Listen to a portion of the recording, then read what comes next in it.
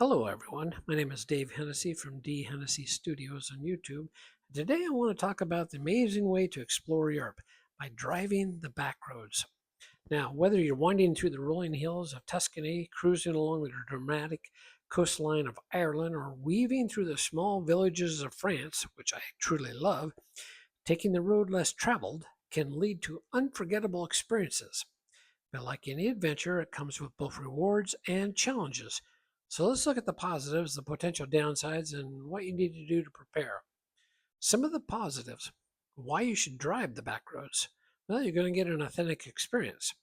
One of the biggest advantages of avoiding the highway is that you get a real feel for the country. You'll drive through villages where locals are going about their daily lives, stop at small cafes where you might be the only tourist, and discover places that aren't in the guidebooks, which is really true.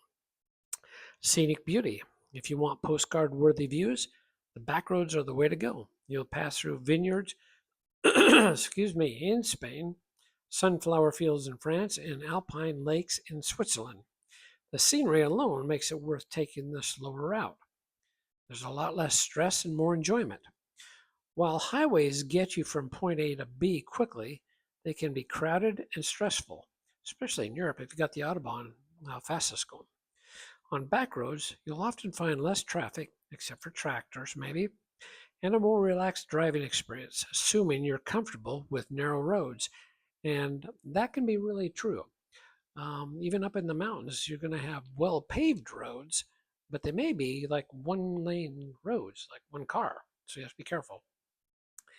There'll be unexpected adventures. Some of the best travel moments happen when you least expect them, like sheep crossing the road or something like that. Maybe you stumble upon a medieval festival, a hidden beach, or a farm stand selling the freshest strawberries you've ever tasted. These little surprises make the journey special. Some of the negatives you've got to watch out for. Narrow and winding roads. Now, this is really true, especially if you're going through the mountains like the Alps.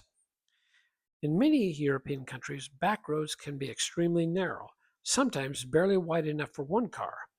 You may also have to navigate hairpin turns, steep hills, or roads shared with cyclists and farm equipment, which is really true. If you're not used to it, this can be nerve-wracking. Limited services for sure. Unlike major highways, you won't find frequent gas stations, restaurants, or rest stops. So you got to really plan. Running low on fuel in rural Germany or getting hungry in the middle of the Scottish Highlands can be a real issue if you're not prepared. And there's different driving rules. Each country in Europe has its own road rules and road signs, and some are quite different from what you're used to.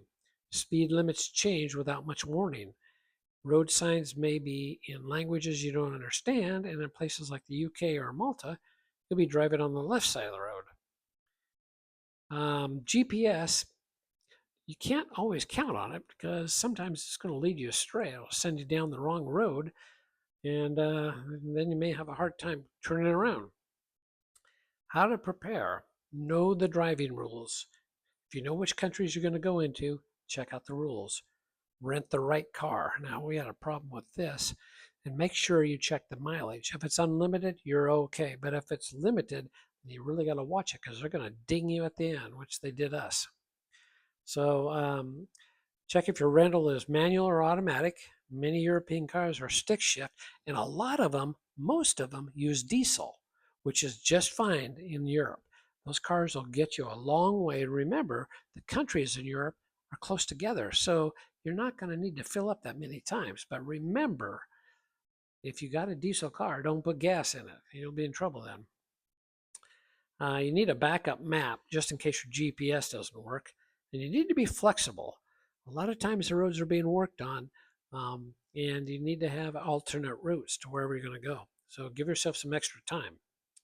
Some of the final thoughts. Driving Europe's back roads is one of the best ways to experience the heart and soul of a country. You'll see stunning landscapes, meet friendly locals, and create stories you'll tell for years. But if it doesn't take a bit of planning and patience, if you're prepared for the quirks and challenges, you'll have an amazing adventure. Now, one thing I can say is that if you want to find a good place to stay, like a Geet or an Airbnb or something like that, some of the back places are really, really inexpensive and they're very nice. We've had that experience when we were in Europe. We went, we weren't on the autobahns or the major highways very much at all. And we found some wonderful places to stay. And the people were very accommodating. In fact, in one place we stayed, the village was just a crossroad. I mean, there was what, 10 houses in the whole place. And we got a really nice little Airbnb to stay in for one night. I think this was when we were going from over towards Germany, towards Luxembourg, Belgium, or France. And anyway, it was a beautiful stay. And the roads are very small. Another stay, we were way out in the country. We had no idea where we went. And we ended up driving up by a barn, and nobody was there at the Airbnb. And we knocked on a few doors and finally found somebody who said, "Oh, yeah, she's just down the street here." So she came running and let us in, and we had a great time.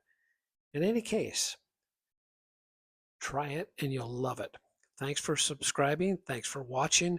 Please subscribe, and we will see you on the road. Thanks.